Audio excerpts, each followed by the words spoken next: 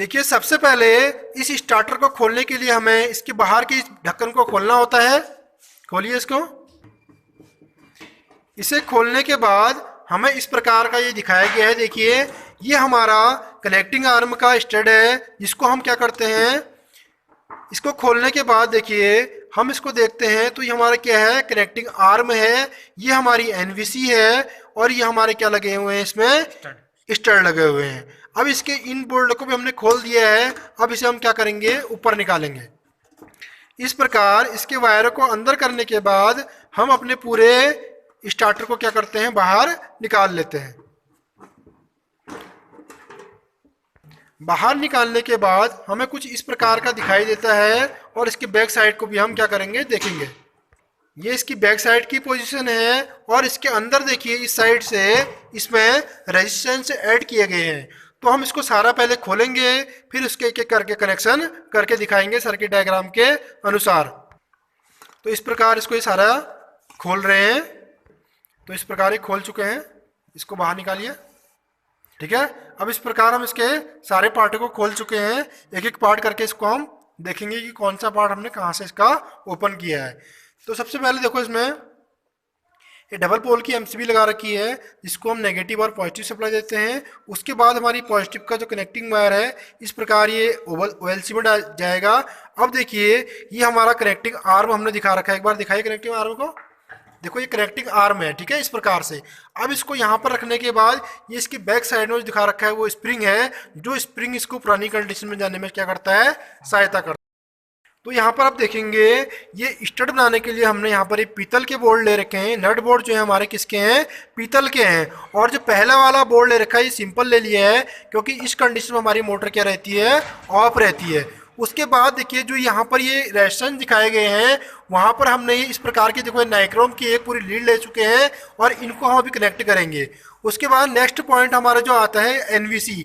NVC बनाने के लिए हमने यहाँ पर एक नट और बोर्ड ले रखा है और इस नट बोर्ड में इस प्रकार का हमने ये बोबिन टाइप का बना दिया है और इसमें हमने क्या कर दी है, वाइंडिंग कर दी है। और इसमें कॉपर की हमने वाइंडिंग करी है, जिससे हमारा क्या बन गया है, एनवीसी तैयार हो चुका है। इसे हम सप्लाई देंगे तो इसमें क्या बनेगा, मैग्नेट बनेगा। जो मैग्नेट में हमारा ये वाला बोल्ट इस कनेक्टिंग आर्म को होल्ड करने में क्या करेगा, सहायता करेगा। इस प्रकार से इसमें क्या होगा, वो चिपक जाएगा। और इसी में हमने इसके अंदर एक एडिशनल क्या होता है, रेजिस्टेंस भी हमने जोड़ दिया है, जिसकी सहायता से हम क्या करेंगे, अपने एनवीसी कॉइल को क्या करेंगे, प्रोटेक्ट करेंगे। देखिए हमने इस प्रकार से एक एनवीसी तैयार कर रखी है वाइंडिंग करके। एक बोल्ट ले रखा हमने नट और बोल्ट, इसके बीच में एक बोबिन तैयार कर रखा है और बोबिन के ऊपर हमने क्या कर दिया, वाइंडिंग कर दी है। इस वाइंडिंग के दो सिरे बाहर निकलते हैं और इसी में जो हमने एडिशनल रेजिस्टेंस है हमारा ये प्रोटेक्टिव रेजिस्टेंस, उसे भी हमने क्या कर दिया है, इसी में वाइंड कर दिया है और बाहर से इस प्रकार का इसमें एक टेप लगा दिया है। अब हम इसके कनेक्शनों को चेक करेंगे और देखिए कनेक्शन लगाने के लिए सबसे पहले हमें इस प्रकार का एक बोर्ड चाहिए होता है। ये बोर्ड किसी मेटल का नहीं होना चाहिए, जिस पे हम क्या करते हैं, इसकी वायरिंग करते हैं। और हमारा ये रेजिस्टेंस लगाने के लिए प्रयोग करेंगे इस प्रकार के। तो हमने यहाँ पर रेजिस्टेंस को ऐड करने के लिए यहाँ पर एक माइका शीट ली है और माइका शीट में इस प्रकार से हमने नट और बोल्ट लगा रखे हैं, जिनमें हम क्या करेंगे, इन रेजिस्टेंस को ऐड करेंगे। और ऊपर से स्टड को चलाने के लिए इस प्रकार की एक माइका शीट ले रखी है। तो सारे हम इसको कनेक्शन करते हैं। उसके बाद हम अपने शंट मोटर और कंपाउंड मोटर को यहाँ पर चला के चेक करेंगे। तो इस प्रकार हम इसमें इस माइका शीट में रेजिस्टेंस को ऐड करेंगे। तो सबसे पहले हम इस प्रकार लगा रहे हैं इसका पहला सिरा और इसे नट और बोल्ट की सहायता से इसमें क्या कर देंगे, हम टाइट कर देंगे। अब इसको आगे कनेक्ट करिए। तो इस प्रकार ये सारे इनको कनेक्ट कर चुके हैं। देखो रेजिस्टेंस कनेक्ट करने में क्या सावधानी देनी है, यहाँ पर से इन्होंने इस रेजिस्टेंस का पहला पॉइंट ले रखा है और उसी कॉइल को यहाँ घुमा दिया है। उसके बाद देखो इसको इस पॉइंट में घुमाया है। उसके बाद ये यहाँ पर घुमाते हुए इसका दूसरा सिरा ऐसे करके इस प्रकार घुमाते हुए यहाँ पहुँचे हैं। अब इसके लास्ट में कितने सिरे हो गए, दो सिरे। ये इसका पहला सिरा है और ये इसका लास्ट वाला एंड सिरा है। ठीक है, तो रेजिस्टेंस हमारे ऐड हो चुके हैं। अब आगे की प्रोसेस को हम इसमें चेक करेंगे। अब हम इसके सारे स्टडों को कनेक्ट करेंगे। ये जो हमारी दूसरी माइका सीट है, इसमें हम सारे स्टडों के लिए इन नट बोल्ट को क्या करेंगे, कनेक्ट करेंगे। इस प्रकार इसके स्टड तैयार कर रहे हैं। तो यहाँ पर हमने 7 स्टड बना रखे हैं। पहला कनेक्ट कर चुके हैं, ये दूसरा कनेक्ट कर रहे हैं। तो इस प्रकार ये सारे स्टड को कनेक्ट कर चुके हैं। ये देखिए इसका बैक साइड में इस प्रकार नेट लगा रखे हैं और फ्रंट में दिखाइए इसका, और ये बोल्ट है, ठीक है। तो यहाँ पर ये हमारे पीतल के हो गए हैं बोर्ड, और पहला वाला हमने यहाँ पर सिंपल वाला यूज़ किया है। अब इसमें हम एनवीसी कॉयल को यहाँ पर ऐड करेंगे। तो ये हमारी एनवीसी कॉयल है, इसे हम बोर्ड में ऐड करेंगे। तो इस प्रकार यहाँ पर ये एनवीसी लगा चुके हैं और इसके दोनों वायर को बैक साइड में उन्होंने कर दिया है। तो यहाँ पर एनवीसी के 2 वायर यहाँ पर बाहर दिख रहे हैं। इसी एनवीसी के अंदर हमारी एक इसमें प्रोटेक्टिव रेजिस्टेंस भी हमने इसी की सीरीज में कनेक्ट कर दिया है। तो यहाँ पर एक कनेक्टिंग आर्म को इसके कनेक्ट कर रहे हैं। इसको ज़रा देखो, ये कनेक्टिंग आर्म कनेक्ट हो चुका है। अब इसके ऊपर के नट को टाइट कर देंगे। नट टाइट कर रहे हैं, देखिए।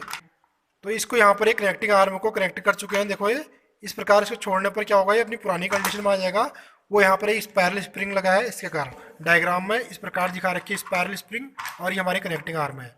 और यहाँ पर ये एनवीसी इसको क्या करेगा, होल्ड करेगा। तो इस प्रकार ये बैक साइड में एनवीसी के 2 वायर हो गए हैं। अब इनके हम कनेक्शन करेंगे। तो सबसे पहले इस वायर को हम कनेक्ट करेंगे अपने कनेक्टिंग आर्म के साथ। अभी एमसीबी के आउटपुट से एक वायर कनेक्ट कर रहे हैं। अभी इस पॉइंट पे काम कर रहे हैं। यहाँ पर एमसीबी की वायर कनेक्ट करने के बाद हमें ये वायर कनेक्ट करनी होती है। तो अभी हमारे पास इस वाले स्टार्टर में ओवरलोड कॉइल थी नहीं, तो इस वायर को हम सीधे कनेक्ट करते हैं अपने यहाँ पर कनेक्टिंग आर्म के साथ। इस प्रकार देखिए एमसीबी के निकलने वाली वायर को एक कनेक्टिंग आर्म के साथ कनेक्ट। यहाँ पर हम इन रेजिस्टेंसों को क्या करेंगे, एक बोर्ड में ऐड कर लेते हैं। और ऐड कैसे करते हैं ये देखते हैं हम पहले। तो इस प्रकार हम इसमें इस माइका शीट में रेजिस्टेंसों को ऐड करेंगे। तो सबसे पहले हम इस प्रकार लगा रहे हैं इसका पहला सिरा, और इसे नट और बोल्ट की सहायता से इसमें क्या कर देंगे, हम टाइट कर देंगे। अब इसको आगे कनेक्ट करिए। तो इस प्रकार ये सारे इनको कनेक्ट कर चुके हैं। देखो रेजिस्टेंस कनेक्ट करने में क्या सावधानी देनी है। यहाँ पर से इन्होंने इस रेजिस्टेंस का पहला पॉइंट ले रखा है और उसी कॉइल को यहाँ घुमा दिया है। उसके बाद देखो इसको इस पॉइंट में घुमाया है। उसके बाद ये यहाँ पर घुमाते हुए इसका दूसरा सिरा ऐसे करके इस प्रकार घुमाते हुए यहाँ पहुँचे हैं। अब इसके लास्ट में कितने सिरे हो गए, 2 सिरे। ये इसका पहला सिरा है और ये इसका लास्ट वाला एंड सिरा है, ठीक है। तो रेजिस्टेंस हमारे ऐड हो चुके हैं। अब आगे की प्रोसेस को हम इसमें चेक करेंगे। अब हम इसके सारे स्टडों को कनेक्ट करेंगे।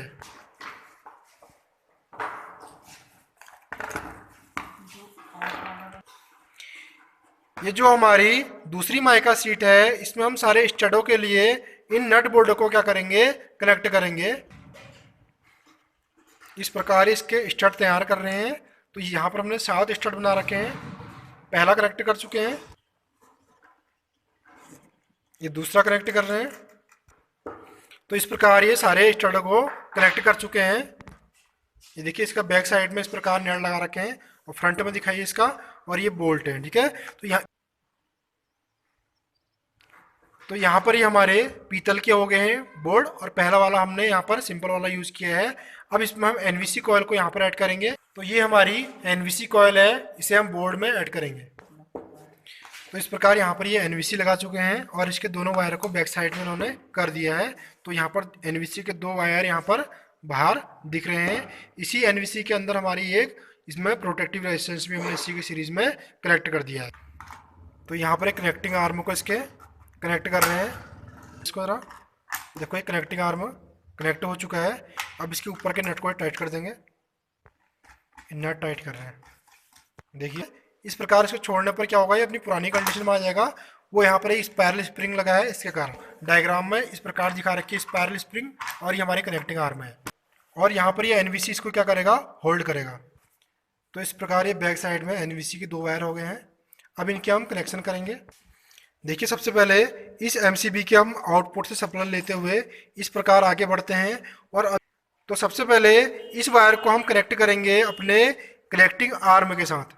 अभी एमसीबी के आउटपुट से एक वायर कनेक्ट कर रहे हैं। अभी इस पॉइंट पे काम कर रहे हैं। यहाँ पर एमसीबी की वायर कनेक्ट करने के बाद हमें ये वायर कनेक्ट करनी होती है ओएलसी तो अभी हमारे पास इस वाले स्टार्टर में ओवरलोड कॉइल थी नहीं, तो इस वायर को हम सीधे कनेक्ट करते हैं अपने यहाँ पर कनेक्टिंग आर्म के साथ।